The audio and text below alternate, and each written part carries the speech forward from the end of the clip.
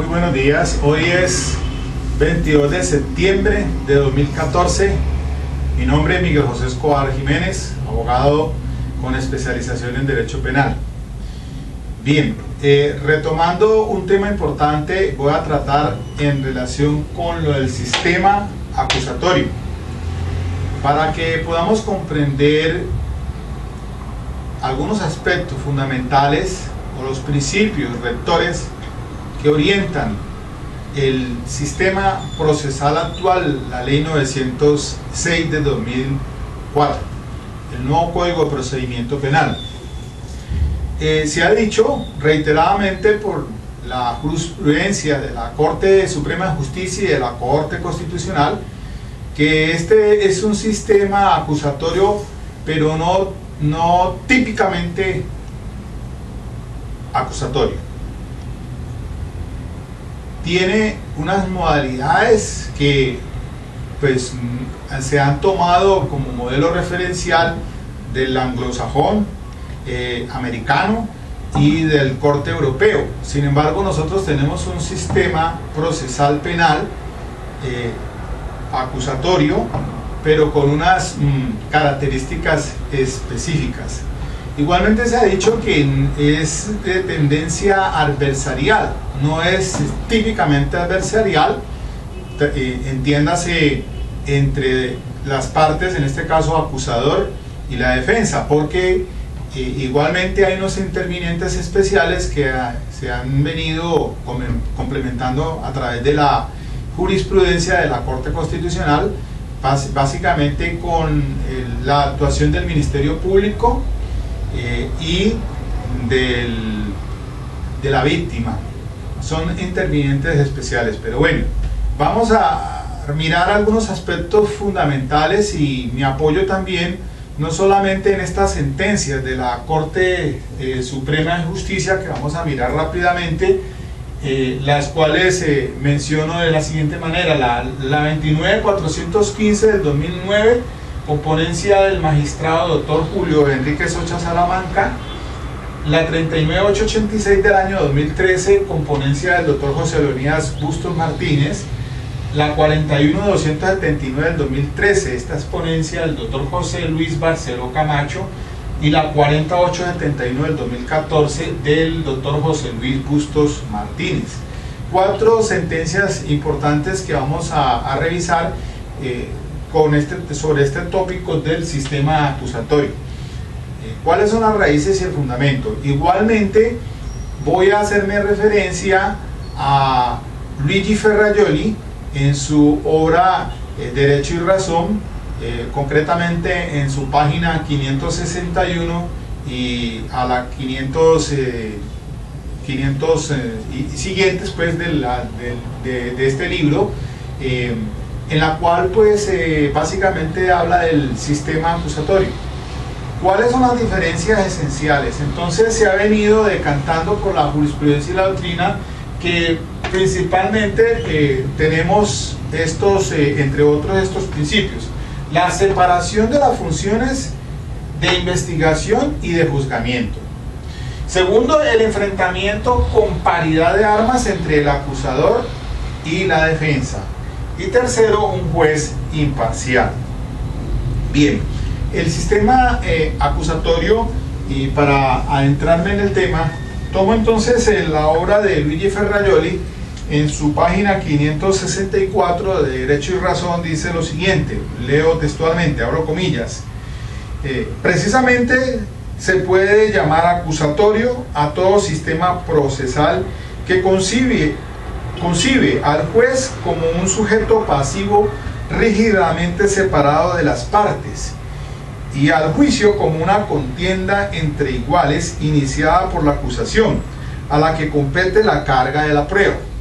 enfrentada a la defensa en un juicio contradictorio, oral y público, y resuelta por el juez según su libre convicción. Más adelante dice en la página 567, encuentra lo siguiente: el punto tercero dice: la separación de juez y acusación, publicidad y obligatoriedad de la acción penal, el Ministerio Público,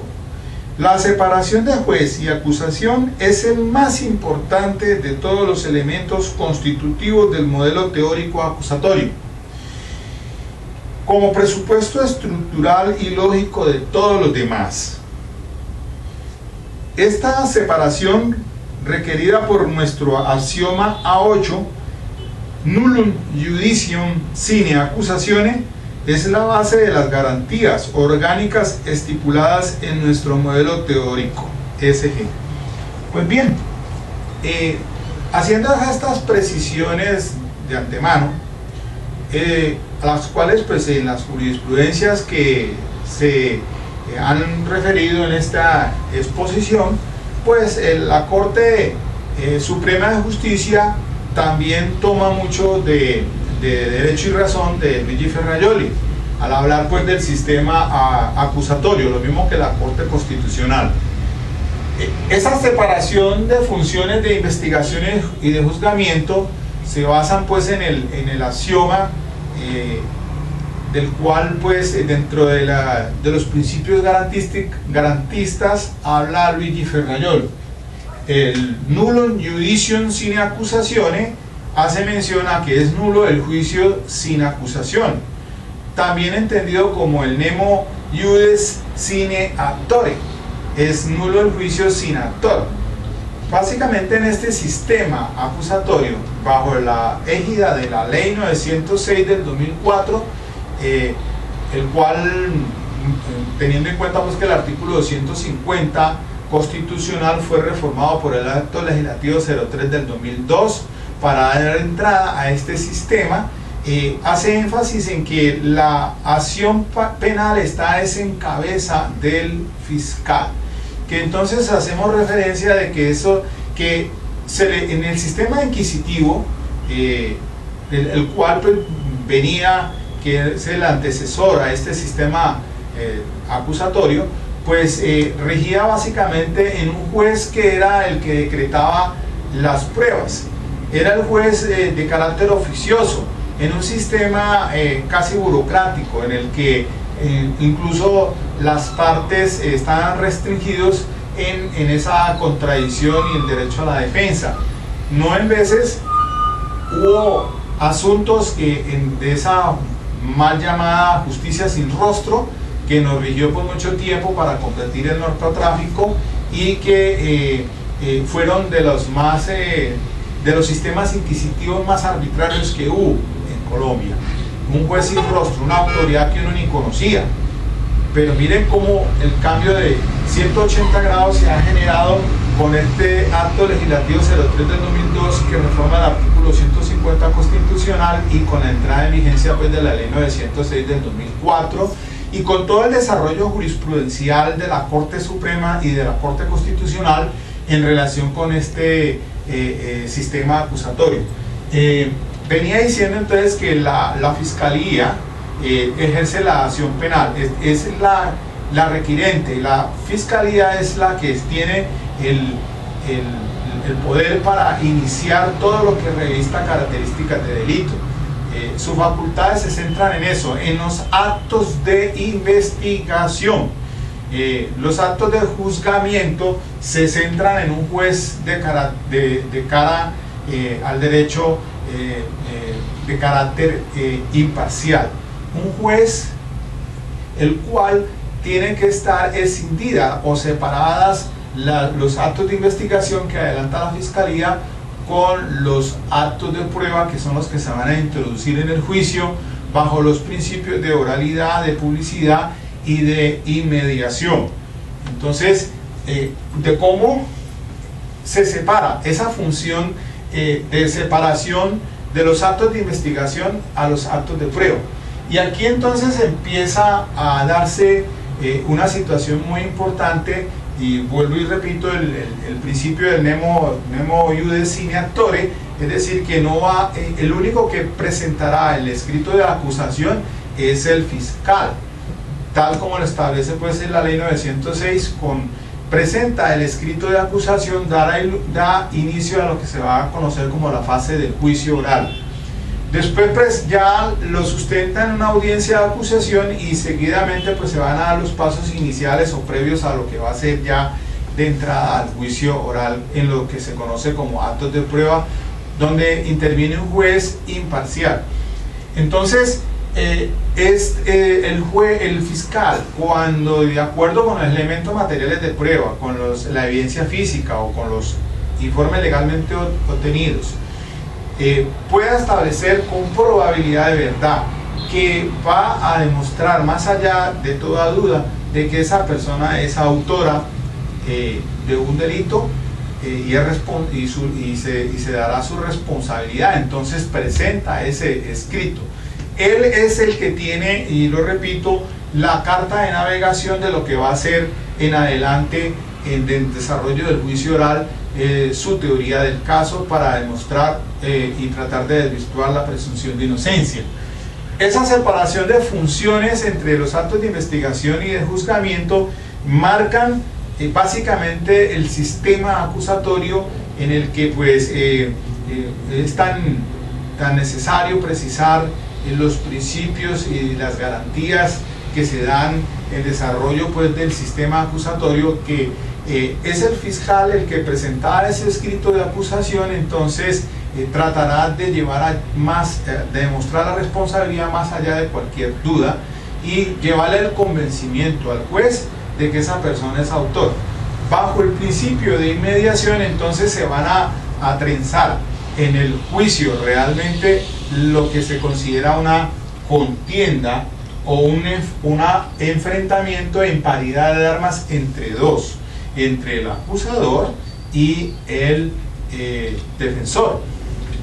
No hablemos aquí de los intervinientes del Ministerio Público y el de la víctima. Hablemos solamente de que en un sistema acusatorio, hablando de partes, estrictamente son acusador y la defensa.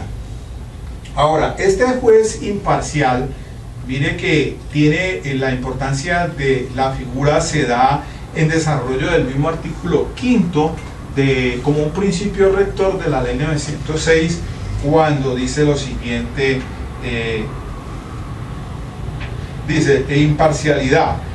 En ejercicio de las funciones de control, de garantías, de preclusión y juzgamiento, los jueces se orientarán por el imperativo de establecer con objetividad la verdad y la justicia.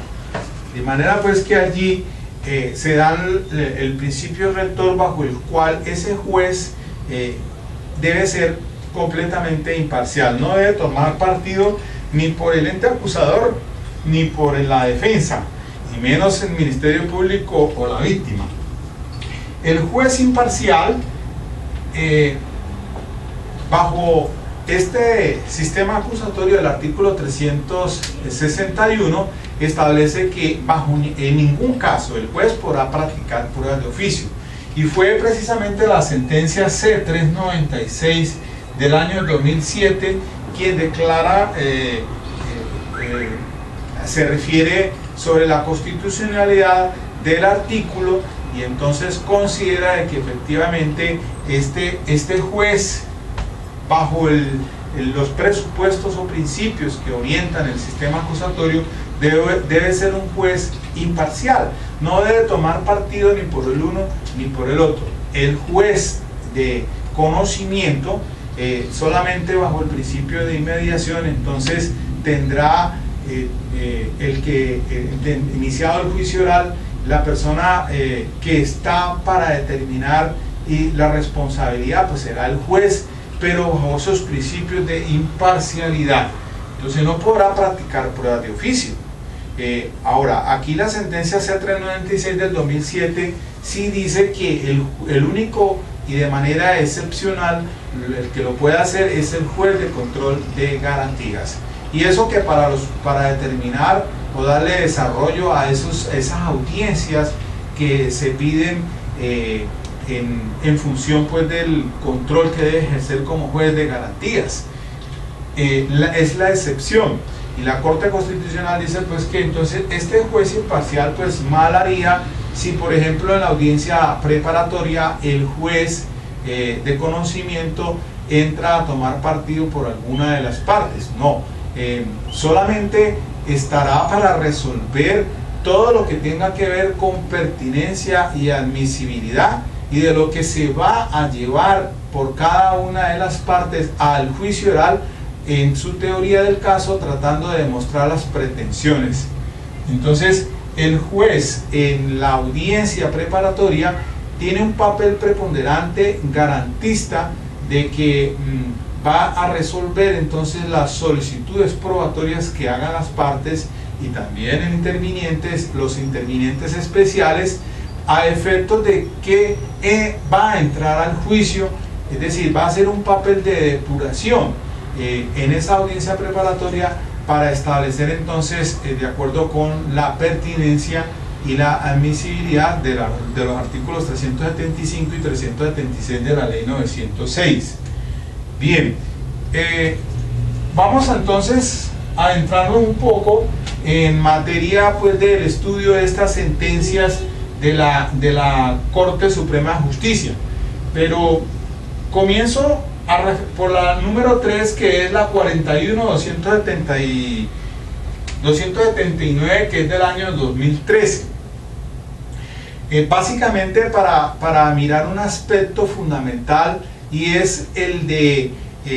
la intromisión del juez de conocimiento cuando hace un control material sobre el escrito de acusación y el principio de congruencia. Estas dos sentencias, la 41.279 del 2013 y la sentencia 39.886, hacen relación, por lo menos la última referida, la 41.279 del 2013, hace relación a un caso aquí en Cali,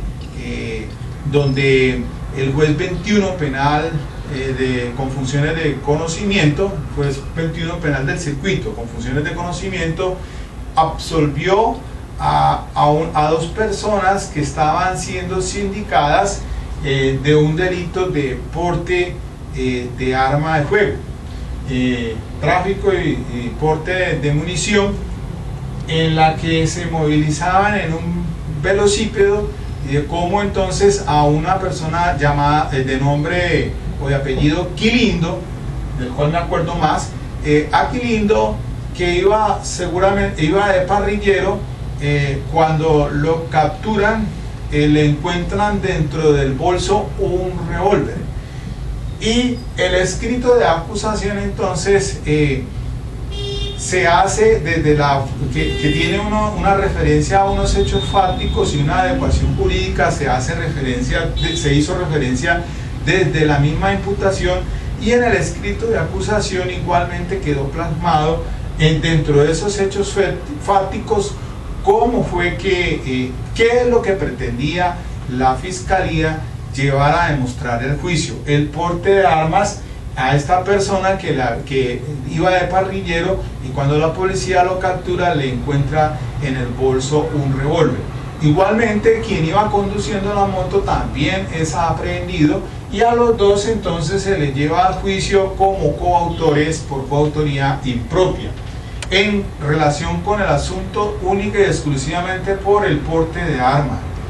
Había un asunto allí también dentro de los actos de investigación que apuntalaban a la comisión posiblemente de un hurto, pero el fiscal no hizo referencia en ese escrito de acusación nada en relación con el hurto, simplemente pasó por un lado en relación con esos hechos fácticos, y de llegar a demostrarse más adelante presentaría el escrito de acusación a efectos de demostrar o de desvirtuar pues la presunción de inocencia por el hurto, pero básicamente los llevó a juicio por el porte de armas como coautores. Resulta entonces que en este proceso ellos salen absueltos en el juzgado 21 penal del circuito con funciones de conocimiento. Después que entonces se apela por el ente acusador, el Tribunal de Cali revoca la absolución y los condena no solamente por el porte de armas, sino también por el hurto. Y resulta de que pues ya la defensa pues casa y se va a la Corte Suprema de Justicia, donde efectivamente la Corte Suprema de Justicia se viene lanza en ristre no solamente contra la deficiente actuación de la Fiscalía en aras de los actos de investigación, sino también en contra del Tribunal de Cali, el Tribunal Superior Sala Penal de Cali, porque violándose ese principio de congruencia, pues se condenaron a unas personas, de las cuales dentro de los hechos fácticos solamente se había hecho el llamamiento a juicio oral por el delito de porte de armas y no por hurto. Pero la inferencia a la que llega el Tribunal de Cali es condenarlos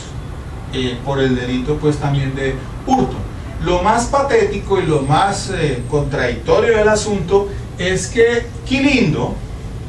pues cuando se hace el análisis de los elementos materiales de prueba, resulta de que después hubo una confusión y resulta que no era Quilindo el que iba de parrillero, sino que aparece con el otro nombre de la otra persona, es decir, una cuestión de confusión anfibiológica, y por lo tanto entonces no se sabía si era Quilindo el que iba de parrillero o era el que iba conduciendo el velocípedo. Es allí entonces cuando la Corte Suprema de Justicia entra a hacer este análisis sobre las bases del sistema acusatorio. Igualmente, la sentencia 39886 del 2013, con ponencia del doctor José Lenín Bustos, hace referencia igualmente de cómo dentro de un proceso que se adelantó, el juez del conocimiento, cuando se presenta el escrito de acusación, se entromete, por no decirlo de otra manera, en el escrito de acusación, en el desarrollo de la audiencia de acusación. Entonces el juez penal del circuito con funciones de conocimiento entra a hacerle censura a los hechos fácticos y sobre todo a la adecuación jurídica por la cual el fiscal había presentado entonces la acusación. Eso lo que hizo es que pues no pudiese pues llevarse al juicio por determinado delito, sino que entonces ya hubo una imposición por parte del juez, quien, quebrantando esa imparcialidad que le debe asistir, entró a censurar el escrito de acusación y por ende entonces a tratar de que cambiara el fiscal todo el argumento jurídico en relación con esos hechos fácticos que se habían consignado. Eso lo que se hace es pues quebrantar el principio dentro del sistema acusatorio de la separación de las funciones entre los actos de investigación que adelanta el fiscal y los del juzgamiento. Se ha reiterado, y aquí traigo en a colación lo siguiente, en desarrollo pues de esta sentencia 39886 del 2013. El juez no cuestiona materialmente el contenido de la acusación, si es completo, si en ella se excluyen o dejan de incluirse en delitos o circunstancias con consecuencias punitivas, dado que es la fiscalía la llamada a determinar el tipo de conductas y cuáles deben hacer parte y de la discrecionalidad del ejercicio de la acción penal. Entonces allí pues se hace claridad sobre ese punto. Si el juez advierte que faltan delitos por imputar, ello no es razón para... Bueno, aquí no, perdón,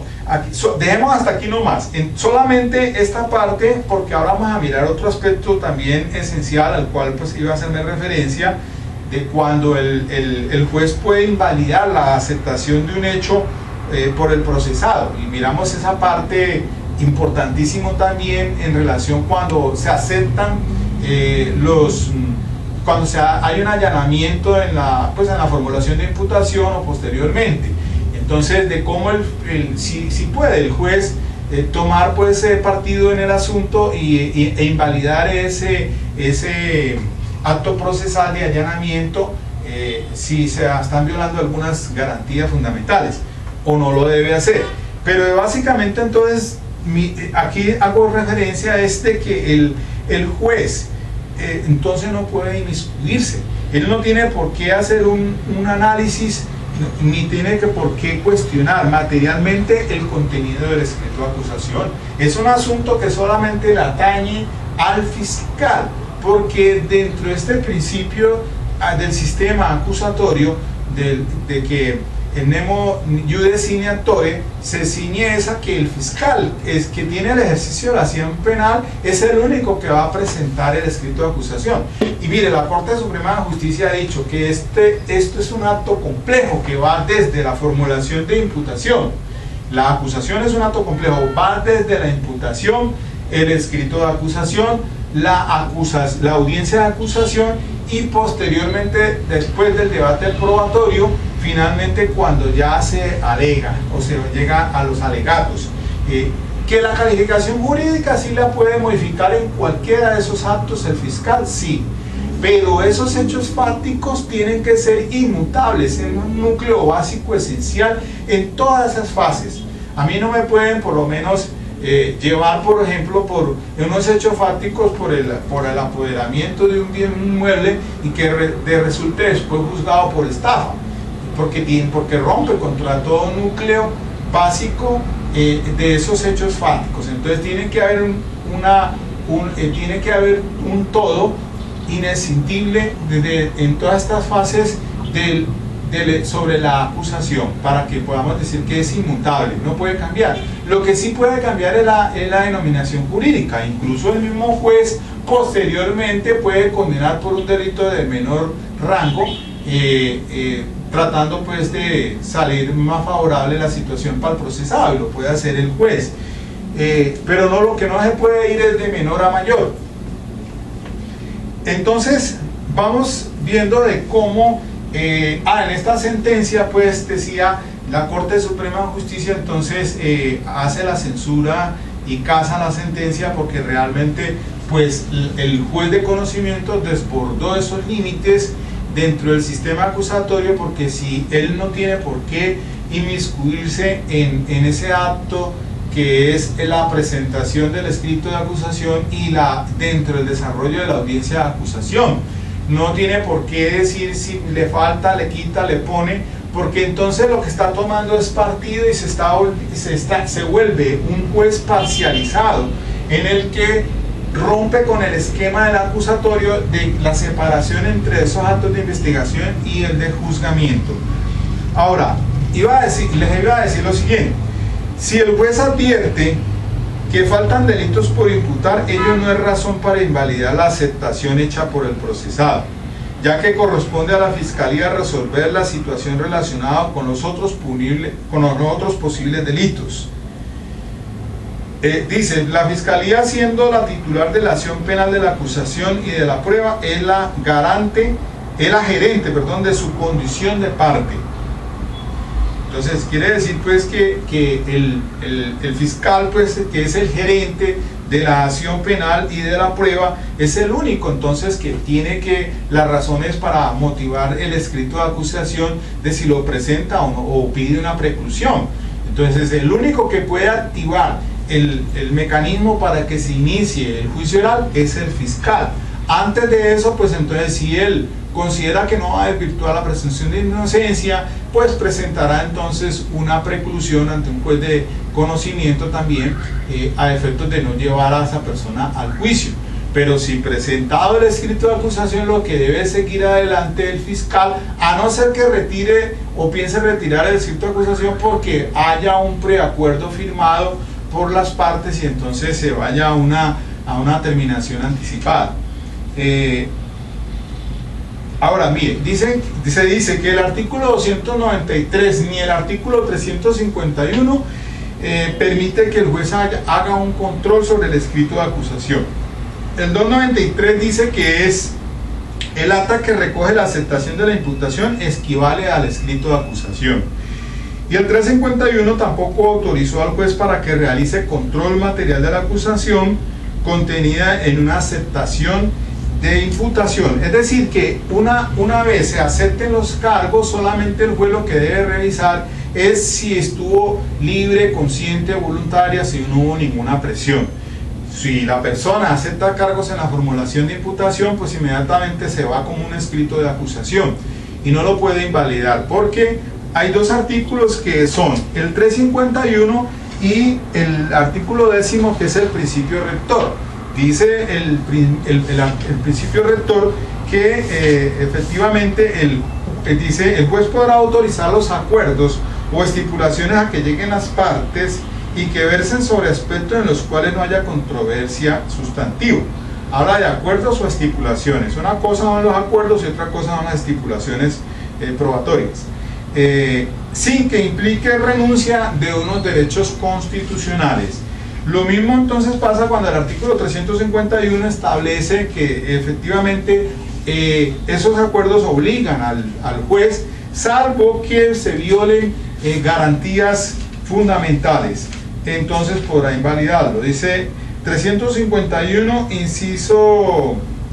cuarto, numeral cuarto: los preacuerdos celebrados entre la fiscalía y acusado obligan al juez de conocimiento, salvo que ellos desconozcan o quebranten garantías fundamentales.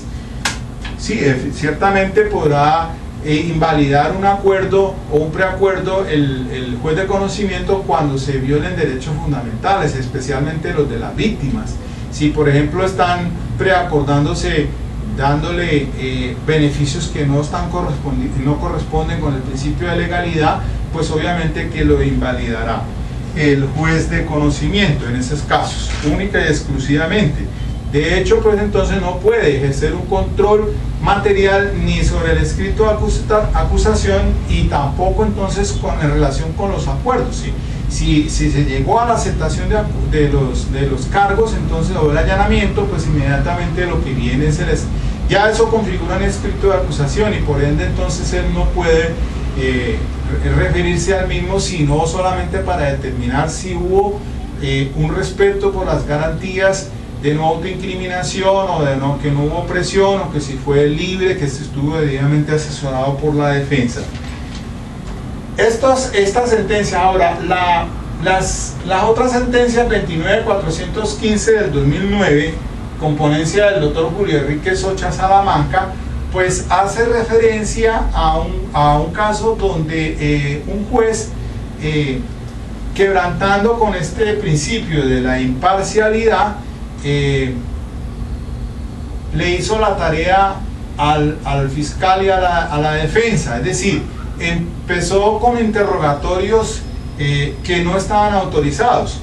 Pues la norma dice que solamente pues se interrogará el acusador y la defensa, pero que excepcionalmente lo puede hacer el Ministerio Público y el juez, pero para que aclaren o para que respondan, incluso para el cabal entendimiento del caso. Puede ser preguntas